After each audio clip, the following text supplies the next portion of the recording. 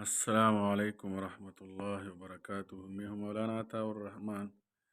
آج ہم جماعت نحم کے مطالعہ قرآن حکیم میں سورۃ القصص کی آخری رکوع انشاءاللہ تعالی اس کی تفسیر و تشریح کریں گے۔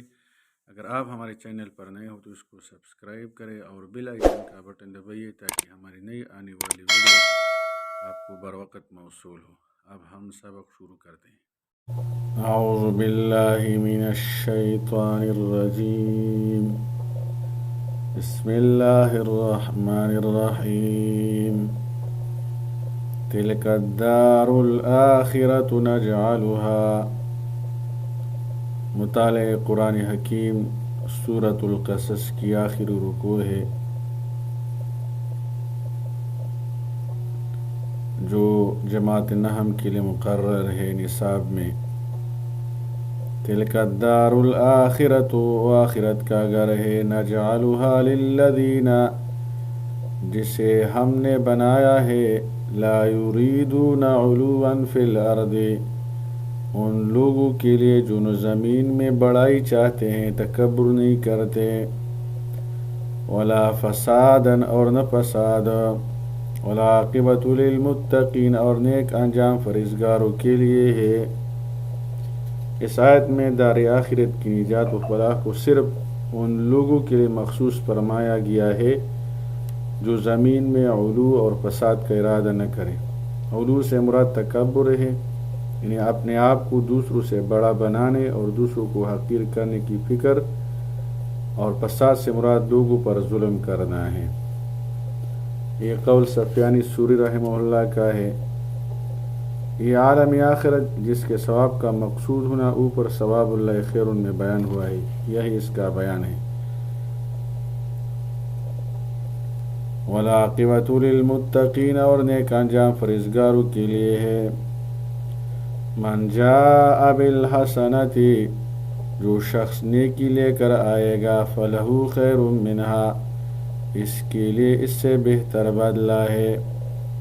ومن جاء بالسیئۃ، اور جو برائی لائے گا، فلا یجزی الذین عملوا السیئات، تو جنہوں نے برے عمل کیے انہیں ویسا ہی بدلہ ملے گا۔ الا ما کانوا یعملون، جو عمل کرتے تھے۔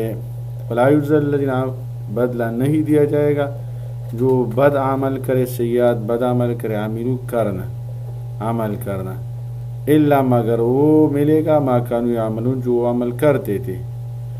ان الذی فرض علیک القرآن، بے شک جس اللہ نے قرآن کے احکام کو آپ پر فرض فرمایا ہے، لرادک الی معاد، وہ آپ کو ضرور لوٹنے کی جگہ لے آئے گا۔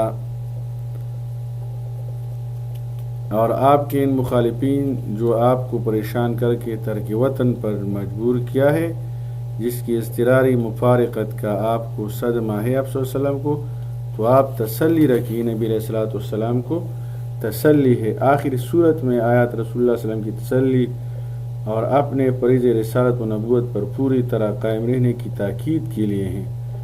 اور مناسب اس کی سابق آیات صورت سے یہ ہے کہ اس صورت میں اللہ تعالیٰ نے حضرت موسیٰ علیہ السلام کا تفصیلی قصہ فرعون اور اس کے قوم کی دشمنی اور اس سے خوف کا، پھر اپنے فضل سے ان کو قوم فرعون پر غالب کرنے کا ذکر فرمایا ہے۔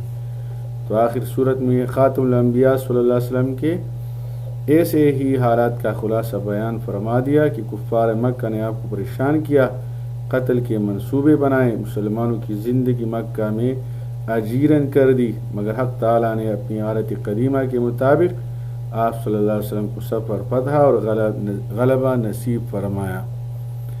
قل ربی اعلم من جاء بالہدی، آپ صلی اللہ علیہ وسلم فرما دیجئے میرا رب خوب جانتا ہے کہ کون ہدایت لے کر آیا ہے، من جاء بالہدی، کون ہدایت لے کر آیا ہے، ومن هو فی ضلال مبین، اور کون واضح گمراہی میں ہے۔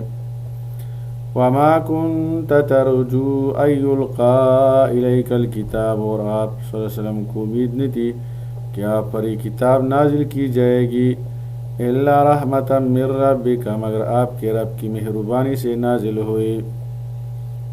آپ کے رب کی مہربانی سے یہ کتاب نازل ہوئی آپ پر.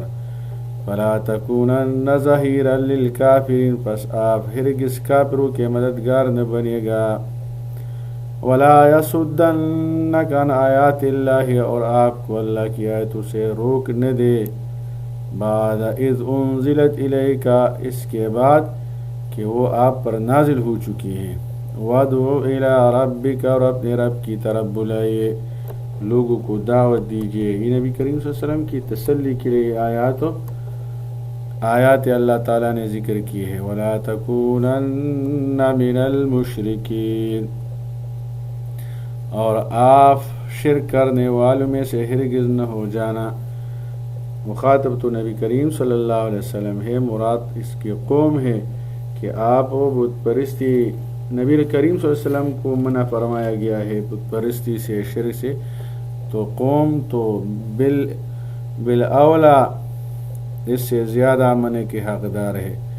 ولا تدعوا مع اللہ الہا آخر، اور تم اللہ کے سوا کسی اور معبود کی پوجا نہ کرو. لا الہ الا ہو، اس کے سوا کوئی معبود نہیں. کل شیء ہالک الا وجہہ، ہر چیز ہلاک ہونے والی سوائے اس کی ذات کے. لہ الحکم، اسی کا حکم ہے. وإلیہ ترجعون، اور اس کی طرف تمہیں واپس کیا جائے گا. اللہ تعالیٰ، صرف اللہ تعالیٰ کی ذات ایسی ذات ہے. اس آیت میں وجہ سے مراد ذات حق تعالیٰ ہے، یعنی اللہ تعالیٰ ہے.